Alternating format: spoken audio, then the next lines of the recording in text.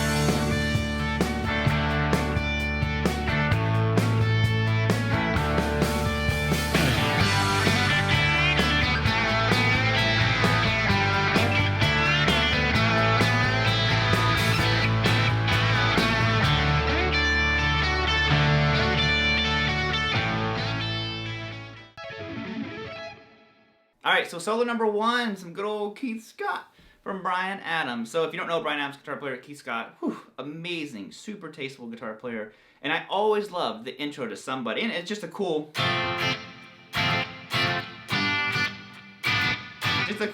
song. But anyways, the solo starts right here, and I'm doing it all kind of like the C major. And once you learn it, you realize, oh, he's doing all kinds of little things in here. So it starts out by playing 7th fret on the D string twice. Doo-doot. Now you go 5-7 on the G, and then you're going to bend 7 on the G up a full step. Okay? Doo-doo-doo-doo-doo. Now you're going to come back down and play 7 unbent, but it's only there for a second. And you do a quick bend, and if you listen to it, it's really cool. This is just where, you know, I said Keith's such a tasteful player. Okay, then you go. Now you're gonna bend the 7 up a full step here. Okay, now what's tricky here is this bend and pull up. This was literally one of the hardest licks for me to ever get down when I was learning, the first time I came across this lick. So to spend a lot of time with this, the first part's not too bad. That's gonna be way more about controlling the bends. That's gonna give you a little bit more of a challenge, but overall, like, that part's not bad, but this is tricky. Because he bends up, he bends 7 up a full step, and he essentially lets the note come back down, and he pulls off to 5. So if you have, you know, trouble pulling off, this one will be a little bit of a challenge, but you know, you'll be able to get it, don't worry. Okay, it's that real slow. Okay, and I pull off, and then I go to 7 on the D. Okay, so that's the opening section. Just get that under your fingers first, and then you'll be good to go. I've been a little bit too far. Now the next time he goes like this. Now the next section here, it's almost a repeat, but he just, he sits on the 7, he goes.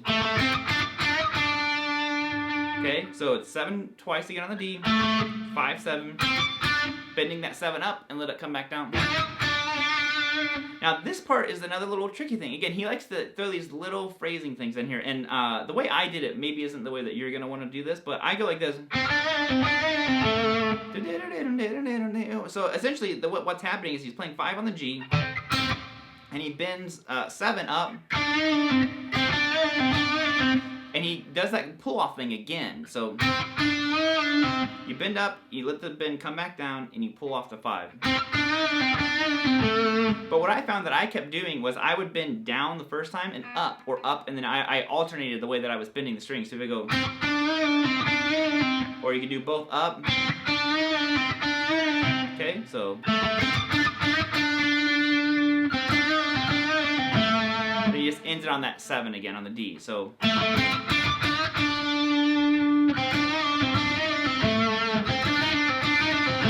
Those are basically like little half step bends there. So the first time he's doing a full step bend, those are half steps. Now he does the first part again, and he goes back to that 7. So it's 7 on the twice, 7 twice on the D, 5, 7, then you bend, then you play an unbent 7. Now here's the cool little ending part. He bends 7 again. I know it's weird. It's like the same 3 notes, but he just makes them all sound so tasteful. So you bend that 7 up. Now there's no pull off this time. He bends and lets the bend fall. You can hear the bend fall. Then he goes to 5 on the G and 7 on the D. Now you go to that 7 on the D and then 5 again on the G, but there's a little bit of space there, so make sure you listen to the song and get the timing right.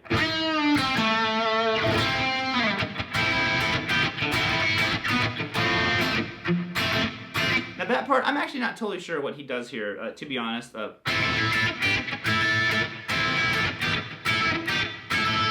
It's something like that. I'm just doing like an A7, a minor 7. So it's 5 on the G, D, and G, B, and E. Then I go to basically a G major. Basically like that. So I'm going. So that's 3, 3, 4. That's just how I end it.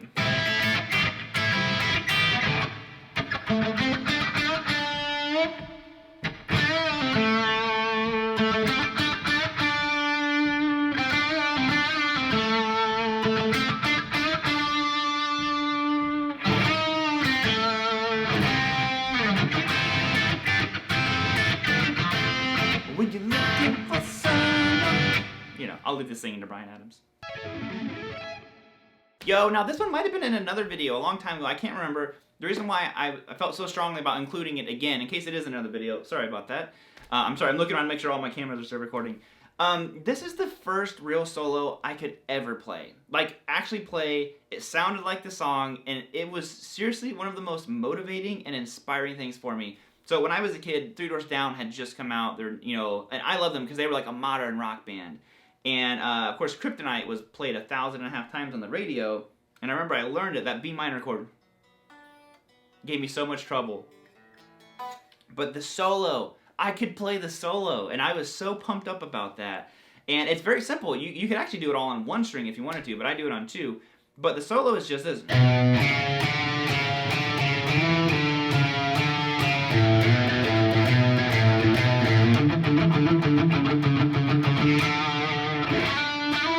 So it's all just out of B minor. It's almost all pentatonic, except, you know, that one.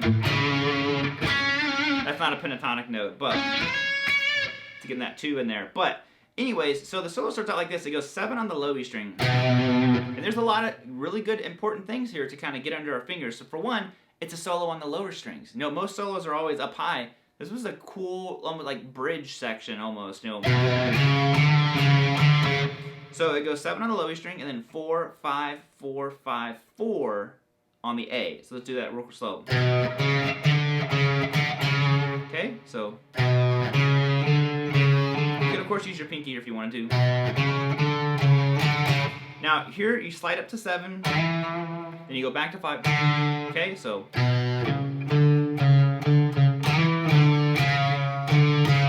Then after that 5, it goes 4, 5, 4. So we have 7,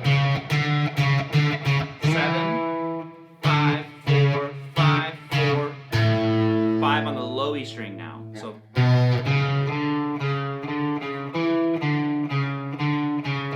But I believe they slide. Now this part's really cool. He goes. So it's 7 twice on the low E string and then 5 once on the low E string. And this part they add a little palm muting in there. So it goes. Now you're just gonna go 5 to 7 on the A string, do do do, and you basically it's almost like a trill, but we're picking it. Add that palm muting in there, and then 4 to 5. You don't know what palm muting is. I'm just resting my hand back here on the strings, and it gives you that deeper sound versus open would be. And I'm going.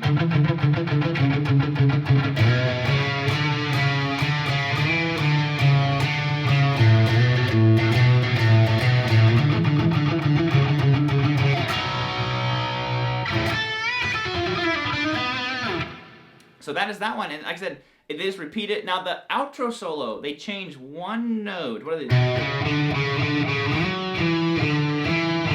I think they go up to 9 at one point, but I'm not really covering the outro solo. But it's almost the exact same thing. So there's that one. Like I said, Kryptonite, 3 Doors Down. That was a huge motivating solo for me. Even if you don't necessarily like the band, try learning that solo. It's a fun solo. When I was making the backing track for it, it was a fun one to jam to because. So like in your face. I love it.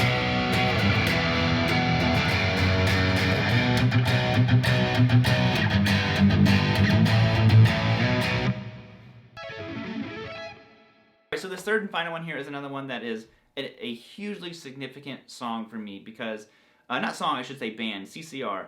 So I remember I was playing Down on the Corner, which we're going to cover Up Around the Bend, but that was the first song my dad ever recognized. Like, and he knew what it was that I was playing, and I was so proud. I'll never forget sitting in my room. I can picture it plain as day. The blue wallpaper, playing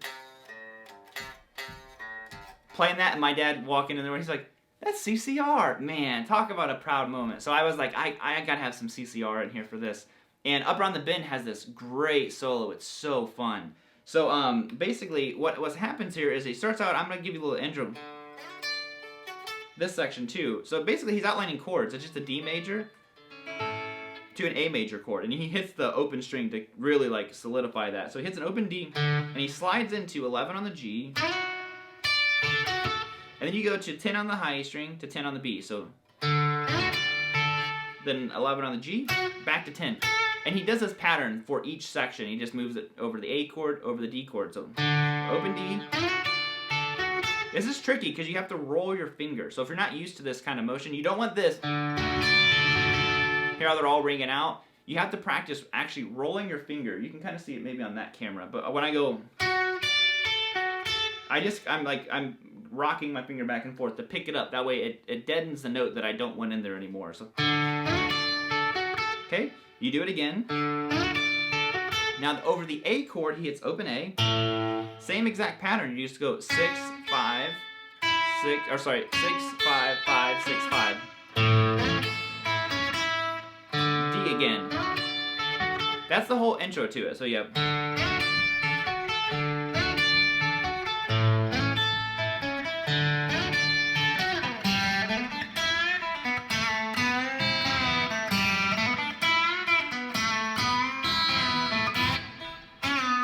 Sorry.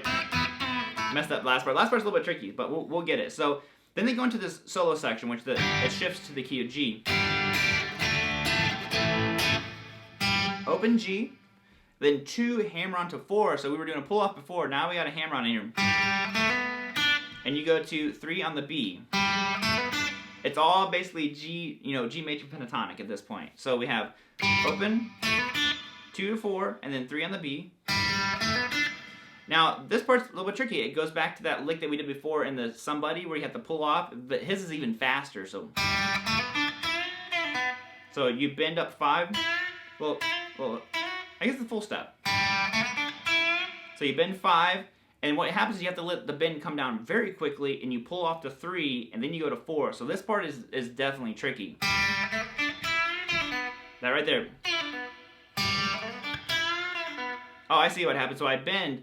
I pick the note again while it's bent. Sorry, I didn't notice this before. So it's bent, pick it again, and it falls.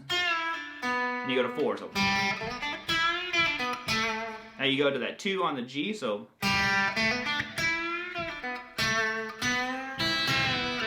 So now you're gonna bend 4 on the G. And I've seen it done a couple different ways. I like to use the open string, so I go 4. And I pick the open high string open. You could also play 5 on the B, which I just like the open better. So.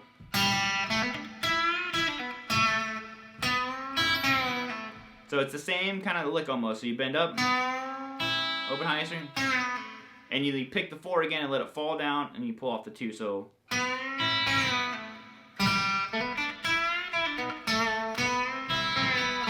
Now what's cool is he does the exact same thing again. You just loop it.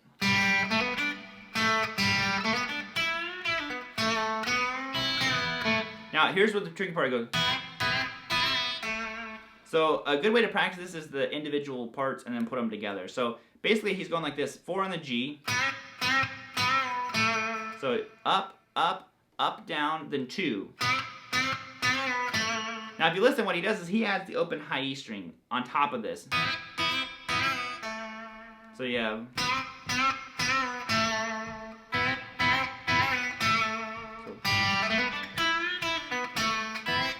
Oh, sorry. But it's so simple, but I tell you what, man, it is so fun. And I definitely, I couldn't stop smiling when I was learning. I was like, man, I remember learning CCR. That was the song, man. People recognize what I was playing, and that's a big deal when you're a beginner, man. Hearing someone recognize what you're playing, it feels good, you know?